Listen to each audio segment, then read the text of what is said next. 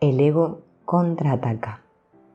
Este crecimiento representa una amenaza real para el ego, definido como el complejo sistema de creencias profundamente asentado, que afirma que estamos separados de Dios y que un día nos castigará por haber elegido esta separación. Cuanto más evolucionemos espiritualmente, más probable es que recordemos quiénes somos y que somos uno con Dios. Una vez alcanzada esta revelación, el ego debe morir. Si algo sabemos acerca de los sistemas de creencias, sean cuales sean, es que resisten cualquier intento de quitarles la razón, y el ego no es una excepción. La gente se pasa el tiempo demostrando que prefiere tener la última palabra antes que ser feliz.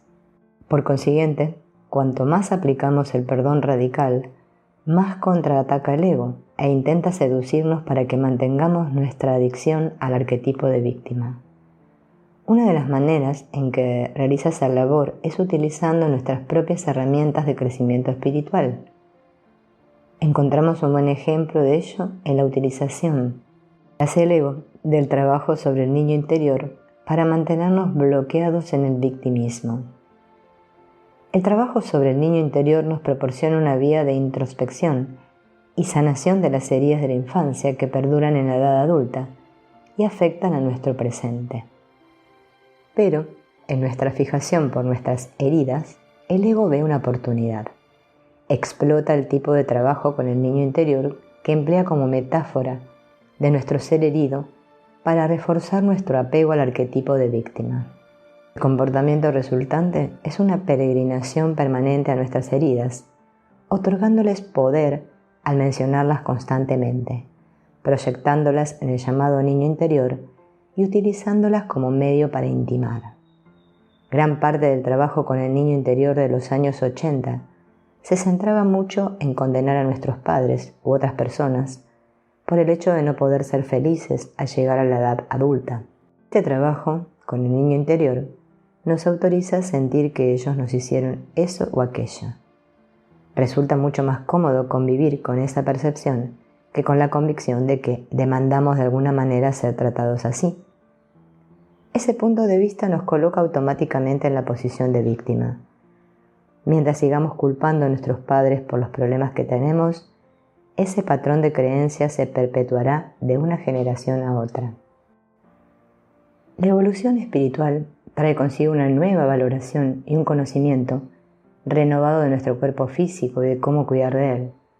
El paradigma médico que hemos mantenido durante los últimos 300 años, desde que el filósofo francés René Descartes definiera el cuerpo como una máquina, está cambiando radicalmente y progresa hacia una perspectiva holística cuerpo-mente. Hasta hace poco se consideraba que la salud consistía en la ausencia de enfermedad. Ahora, el principio de la salud se basa en qué medida nuestra fuerza de vida, prana, chi, etc., fluye por nuestro cuerpo. Para tener una salud óptima, dicha fuerza de vida tiene que fluir libremente. No podemos estar sanos si nuestros cuerpos sufren atascos de energía por el resentimiento, la ira, la tristeza, la culpabilidad y el sufrimiento. Al hablar aquí del cuerpo, nos referimos al cuerpo físico, que también es un cuerpo de energía, y a los cuerpos sutiles que lo envuelven y se llaman respectivamente etérico, emocional, mental y causal. Los cuerpos sutiles envuelven al cuerpo físico en capas como vibrantes vainas de energía, cada uno en una octava superior a la anterior. Sin embargo, no son envoltorios rígidos ni delimitados, como su representación en los diagramas. Más bien se funden en gran medida dentro del mismo espacio, como si todos formaran parte de un océano de energía que rodea nuestro cuerpo. Los cuerpos sutiles sintonizan armónicamente con los patrones de vibración del cuerpo físico, permitiendo a la conciencia, la mente, interactuar con el cuerpo. Esto es lo que entendemos por continuum cuerpo-mente, con la mente presente a la vez dentro y fuera del cuerpo físico. Para aclarar este concepto, utilizaremos una analogía práctica. Imaginemos que nuestros cuerpos son como los filtros de la típica caldera de calefacción hogareña. los que hay que limpiar de vez en cuando para que ésta funcione correctamente. Estos filtros fueron diseñados para dejar pasar libremente el aire, y lo mismo ocurre con nuestros cuerpos y la fuerza vital. Esta debe fluir libre y fácilmente a través de nuestros cuerpos, el cuerpo físico y los cuerpos sutiles. En cuanto juzgamos, le quitamos la razón a alguien, condenamos, proyectamos, reprimimos ira, guardamos resentimiento, etc., creamos un bloqueo de energía en nuestros cuerpos. Cada vez nuestro filtro se bloquea más y queda menos energía disponible para nuestra caldera. Tarde o temprano el filtro se tapona y al faltarle el oxígeno vital que necesita para seguir ardiendo, la llama se apaga. Cuando nuestros cuerpos, tanto el físico como los sutiles, se atascan hasta el punto de impedir que la fuerza vital fluya fácilmente a través de ellos, empiezan a apagarse. En muchos casos, esto se traduce primero por una depresión. Al final nuestro cuerpo enferma y si los bloqueos no son eliminados, podemos incluso morir. Siempre que perdonamos radicalmente, liberamos una enorme cantidad de energía vital que entonces queda disponible para la sanación, la creatividad y la expresión de nuestro verdadero propósito en la vida. Cuando soltamos el arquetipo de víctima y trasladamos nuestra energía al tiempo presente, mediante el proceso del perdón radical, podemos elevar nuestra vibración lo suficiente como para crear una inversión de la enfermedad, si no inmediata, al menos más rápida. Los físicos cuánticos han demostrado que las emociones se condensan en partículas de energía que, si no son expresadas en forma de emoción, se colocan en los espacios entre átomos y moléculas. Esta es exactamente la situación del filtro atascado. En cuanto a la emoción se convierte en partícula, es más difícil liberarla y ahí está el problema. Cuesta mucho más tiempo y esfuerzo liberar ese bloqueo del cuerpo físico de lo que habría supuesto liberarlo cuando tan solo tenía forma puramente energética en los cuerpos sutiles. En este caso, podría ser en el cuerpo emocional. ¿Por qué no nos curamos? La relación entre tiempo y curación es clara y directa. Para evolucionar hasta el punto de poder autocurarnos, debemos mantener al máximo nuestra conciencia en el presente, no en el pasado ni en el futuro, sino en el ahora. La vida tiene su propia manera de tirar de nosotros y nuestra energía, para situarnos en el presente. A menudo es mediante un trauma. Cuando nos vemos en medio de un desastre, sufrimos un accidente o descubrimos que nuestra vida está en peligro, nos concentramos mucho en el momento presente.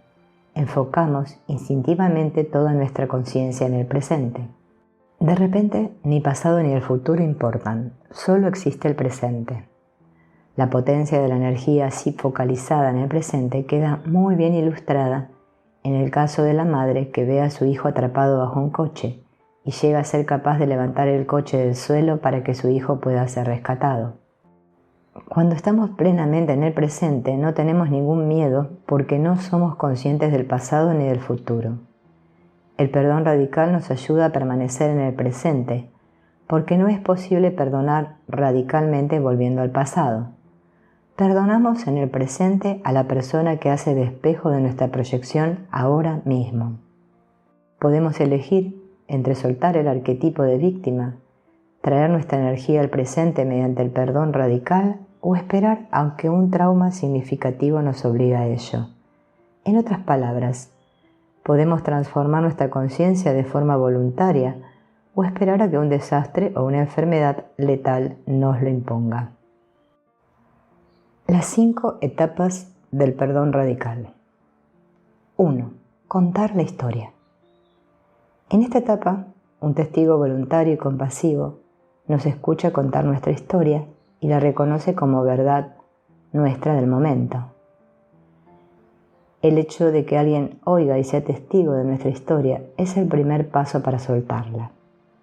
De la misma manera que el primer paso para liberarse de la sensación de ser una víctima es tomar posesión de ella. Tenemos que apoderarnos por completo de nuestra historia desde el punto de vista de quién se siente una víctima y evitar cualquier interpretación espiritual en esta etapa. Aquí debemos comenzar desde dónde estamos o estábamos, si regresamos al pasado para sanar algo, a fin de poder sentir al menos parte de la pena que en primer lugar causó el bloqueo energético. 2. Sentir los sentimientos. Esta es una etapa capital que mucha gente que se considera espiritual quiere saltarse, al creer que no se deben experimentar sentimientos negativos.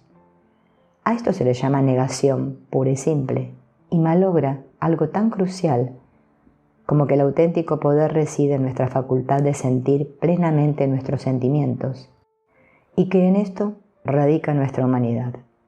Nuestra sanación empieza solo cuando nos damos permiso para acceder a nuestro sufrimiento. El viaje sanador es en esencia un viaje emocional, no tiene por qué ser forzosamente doloroso. A medida que descendemos por los niveles de emoción y nos autorizamos a sentir el auténtico sufrimiento, sorprende cuán rápido éste llega a convertirse en paz, alegría y gratitud. 3. Bloquear la historia. Esta etapa contempla cómo empezó nuestra historia y cómo nuestra interpretación de los acontecimientos nos llevó a formar en nuestra mente ciertas creencias falsas que determinaron nuestra forma de pensarnos y de vivir nuestras vidas. Cuando conseguimos ver que esas historias son falsas en su mayor parte y solo sirven para mantenernos pegados al arquetipo de víctima, conseguimos el poder de elegir y dejamos de entregarles la valiosa energía de nuestra fuerza vital. Una vez decidimos recobrar nuestra energía, rescatamos nuestro poder y las historias se marchitan y mueren. También es en esta etapa que podemos ejercer un alto grado de compasión por la persona que estamos perdonando. Ponemos sobre la mesa algo de sincera y honesta comprensión y benevolencia por cómo suele ser la vida, cuán imperfectos somos todos, y nos damos cuenta de que todos estamos haciendo las cosas lo mejor que podemos con lo que tenemos. Aquí tenemos ocasión de proporcionar nuestra perspectiva de adulto para sobrellevar y confrontar nuestro niño interior con la llana verdad de lo que realmente ocurrió o no ocurrió, algo bien diferente de nuestra interpretación generada por lo que creemos que ocurrió. Sorprende cuán irrisorias parecen muchas de nuestras historias cuando permitimos que entre la luz. Aún así, el valor real de esta etapa radica en soltar nuestro apego por la historia y de este modo iniciar con más facilidad la transición requerida en el siguiente paso. 4. Replantear la historia. Aquí nos damos permiso para modificar nuestra percepción de tal forma que en lugar de ver la situación como una tragedia, nos disponemos a considerar que, de hecho, era justo lo que queríamos vivenciar y que era absolutamente esencial para nuestro crecimiento. En este sentido, esa situación fue perfecta. A veces seremos capaces de ver la perfección y de aprender la lección al momento. Sin embargo, a menudo se trata de renunciar a la necesidad de entenderlo y abandonarse a la idea de que el regalo está contenido en la situación, lo sepamos o no.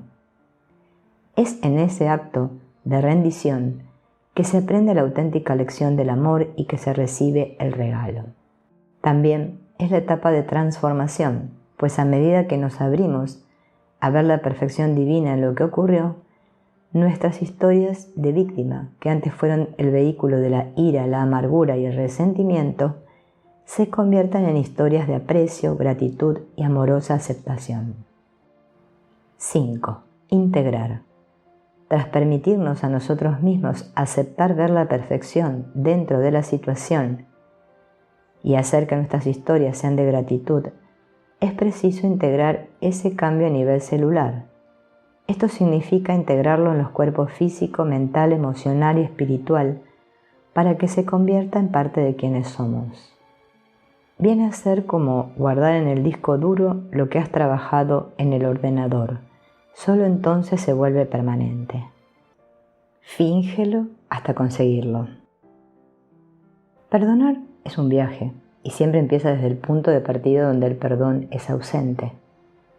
Alcanzarlo puede costar años o minutos, y ahora sabemos que es una cuestión de elección.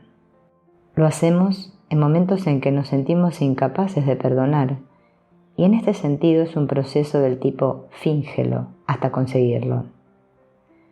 Fingirlo hasta conseguirlo en realidad significa entregarse al proceso, sin invertir esfuerzo alguno ni intentar controlar los resultados. En un estudio de Seattle, cuanto más se esforzaron los participantes en intentar perdonar, más difícil les resultó renunciar a su dolor y a su ira.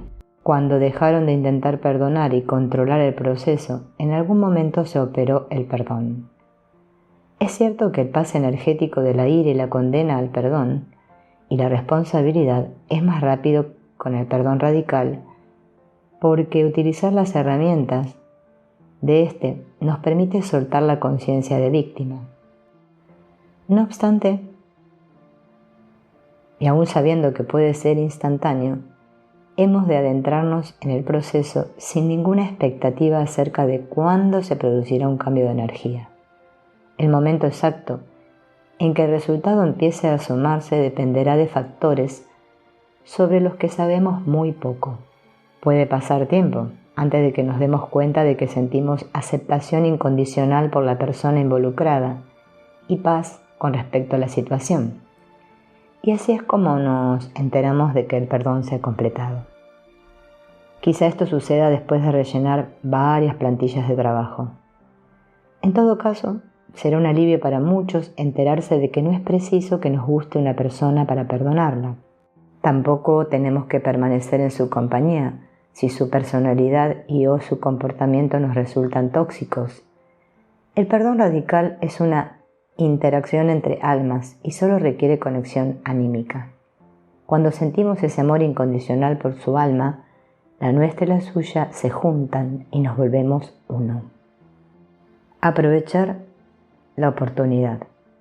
Cada vez que alguien nos irrite, hemos de reconocerlo como una oportunidad de perdonar. La persona que nos enoja quizá esté sintonizando con algo en nuestro interior que necesita sanar. En tal caso, podemos elegir verlo como un regalo si nos ocupamos de cambiar nuestra percepción. La situación también puede ser una reposición de episodios anteriores en que alguien nos hizo algo similar. Si es el caso, la actual persona representa a todas las que nos hicieron lo mismo en el pasado. Al perdonar a esta persona, por la situación presente, perdonamos a todas las demás que se comportaron igual, así como a nosotros mismos por lo que hayamos podido proyectar en ellos. Ama a tu ira. Cuando la gente habla de dejar ir o liberar la ira, con demasiada frecuencia entiende que lo que debe hacer es deshacerse de ella. La juzgan equívoca o indeseable, incluso inquietante. No quieren sentirla, entonces solo hablan de ella e intentan analizarla intelectualmente. Pero esto no funciona. El intento de procesar la emoción hablando de ella no es más que otro medio de resistirse a sentirla. Por eso la mayoría de las terapias basadas en la expresión oral no funcionan. Lo que resistes, persiste. Como la ira representa energía en movimiento, oponer resistencia no hace más que bloquearla dentro de nosotros hasta que el volcán estalla.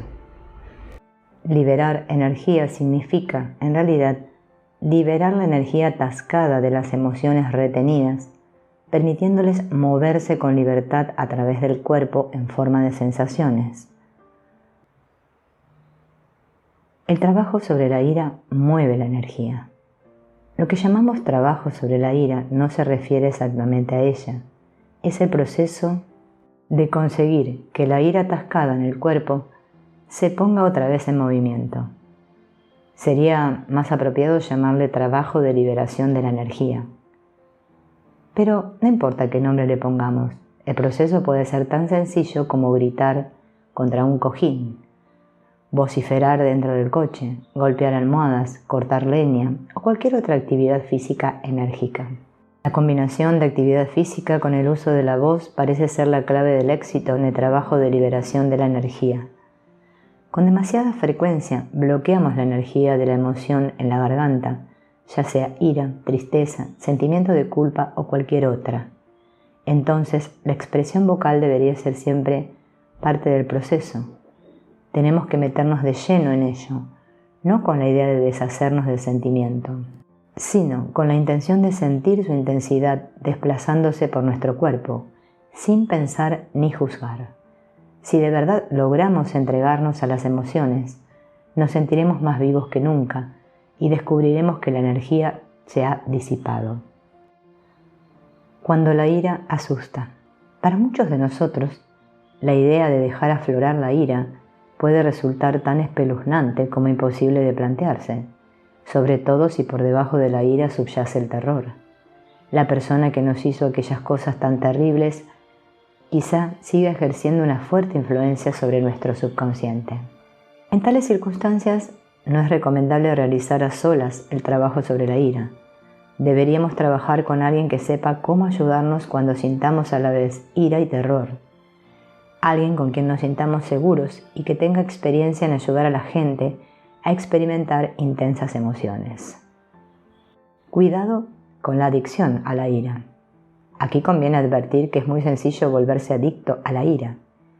Esta se autoalimenta y se convierte con facilidad en resentimiento, el cual se regodea volviendo una y otra vez sobre viejas heridas, visitando reiteradamente el dolor asociado y alentando la ira resultante en forma alguna. Entonces, la ira se convierte de por sí en una auténtica adicción. Conviene darse cuenta de que la ira que persiste no sirve a ningún propósito útil. Por lo tanto, en cuanto hemos permitido que la energía de la ira fluya en forma de sentimiento, deberíamos usarla para crear un resultado positivo. Quizá necesitemos poner un límite o una condición para futuras interacciones con la persona en torno a la cual evoluciona nuestra ira. Quizá podamos tomar algún tipo de decisión como tener la voluntad de sentir compasión por dicha persona o perdonarla.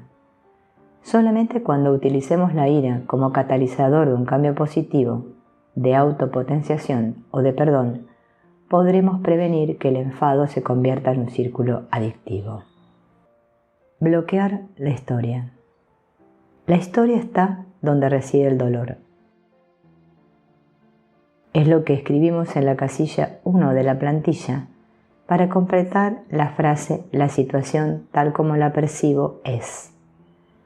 Puesto que parece ser la fuente de todo nuestro dolor y malestar, merece la pena orientar los focos sobre nuestra historia de víctima para comprobar hasta qué punto es real y si aferrarse al dolor se justifica. Quizá descubramos que contiene muy poco de realidad. Tal vez encontremos que tan solo es una historia que hemos creado para mantenernos bloqueados en la separación y para reforzar nuestra creencia de que no somos todos uno. También puede que hayamos creado esta historia para proporcionarnos pistas sobre lo que necesitamos sanar, perdonar dentro de nosotros mismos y para llevarnos a comprobar que efectivamente todos somos uno.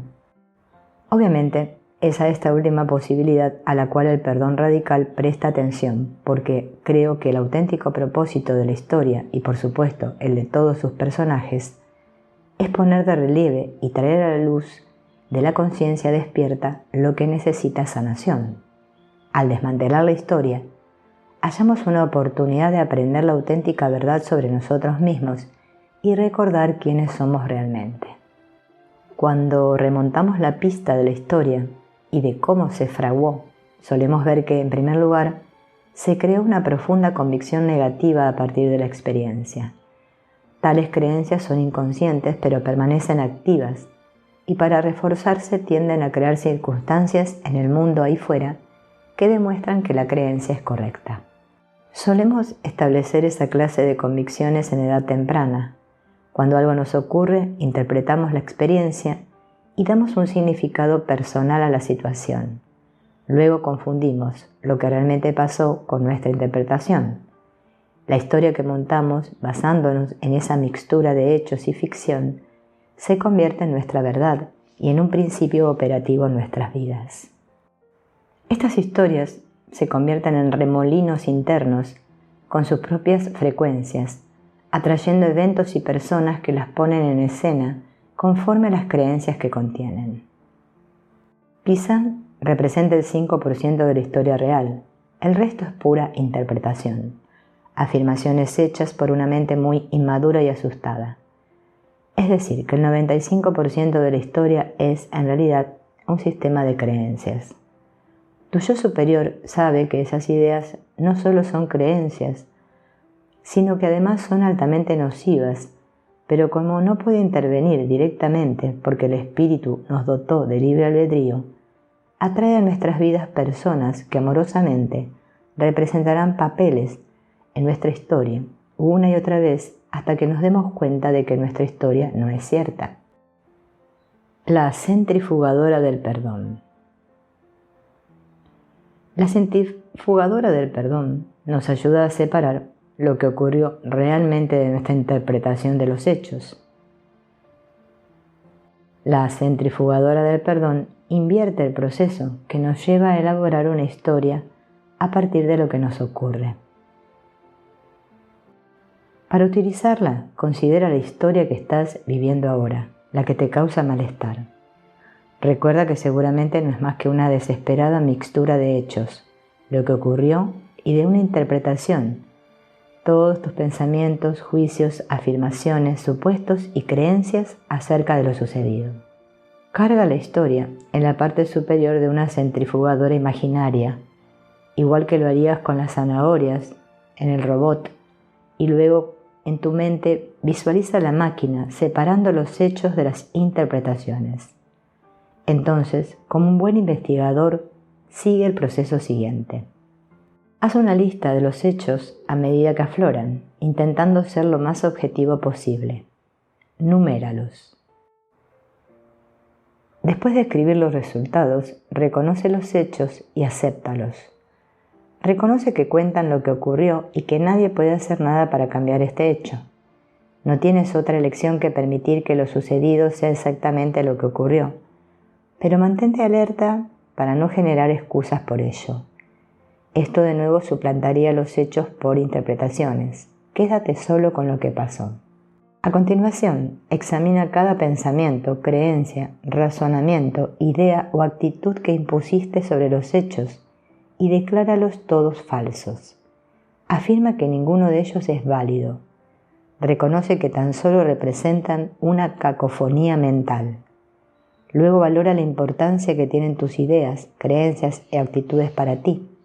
En una escala del 1 al 100, en la columna de la izquierda, cuantifica el apego que piensas tener por cada una de tus interpretaciones y decide cuál de ellas estás dispuesto a soltar y cuáles no. Sé bueno contigo mismo. No te critiques por seguir apegado a cualquiera de esas ideas, creencias o actitudes o por no querer soltarlas. Puede que las tengas desde hace mucho tiempo. De hecho, tal vez definan lo que eres. Por ejemplo, si has sobrevivido a un incesto o eres el hijo adulto de un alcohólico, esas etiquetas que representan ideas o creencias sobre ti mismo quizás te sirvan de referencia para ser quien eres. Si sueltas las ideas asociadas con esas etiquetas, podrías perder tu identidad. Por lo tanto, al mismo tiempo que quieres ser firme contigo, separando lo real de lo que te inventaste, sé bueno contigo mismo y date tiempo para soltar esas creencias. El paso siguiente consiste en el nuevo planteamiento del perdón radical, ver que la historia era perfecta y debía desarrollarse de esa manera. Vigila los sentimientos de culpa, ira, depresión y crítica que puedas llegar a sentir y dirigir contra ti mismo cuando descubras que creaste tu vida en torno a un sistema de creencias falsas. Por favor, no te maltrates. En lugar de eso, recuerda que todo tiene un propósito y que Dios no comete errores. Utiliza una o varias herramientas del perdón radical para trabajar en perdonarte a ti mismo y ver la perfección en tu situación. Ahora, haz la lista de tus interpretaciones acerca de lo que ocurrió. Numérala. Si los hechos confirman que sí ocurrió algo malo, por ejemplo, un asesinato, sigue siendo un asesinato independientemente de la interpretación que hiciste. La plantilla de perdón radical es la mejor herramienta para ayudarte a transformar la energía en torno al suceso.